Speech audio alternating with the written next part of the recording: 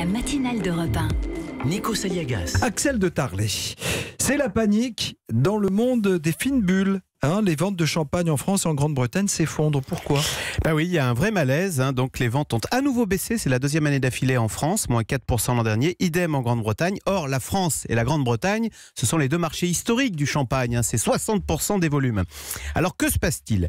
Eh bien, si on grossit le trait, si on caricature un peu, le champagne est gentiment en train de se ringardiser, en train de devenir une boisson très statutaire, à la papa, qu'on débouche pour les occasions convenues. Noël, anniversaire, mariage. Mais le champagne manque de fun, manque de pétillant, notamment auprès des jeunes générations qui vont préférer le Prosecco, par exemple, vous savez, c'est ce vin italien qu'on utilise pour faire des spritz, ou même le cava, qui est le cava espagnol, qui a en plus l'avantage d'être beaucoup moins cher. Alors, le tout quand même, je rajoute surtout à 7h43. Avec modération. Voilà, avec modération. Mais comment faire ? Est-ce qu'il y a des pistes pour rajeunir l'image du champagne ? Alors, ce qui est bien, c'est que la profession en est consciente et s'inquiète du problème. Et elle a lancé, je ne sais pas si vous l'avez vu, toute une campagne de publicité justement pour désacraliser un peu cette image trop statutaire, trop figée du champagne. Donc, on voit une coupe de champagne dans une cuisine, négligemment posée à côté d'un œuf dur, à côté d'une boîte en sardines, d'un artichaut, d'un brie, avec ce slogan « Rien à fêter ». Pour toutes les occasions.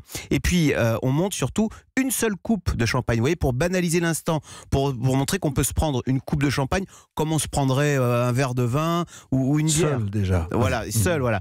Alors, sauf que du coup, cette campagne fait grincer des dents dans le champenois parce que justement, elle banalise, elle désacralise le champagne qu'on pourrait boire finalement comme de la petite bière.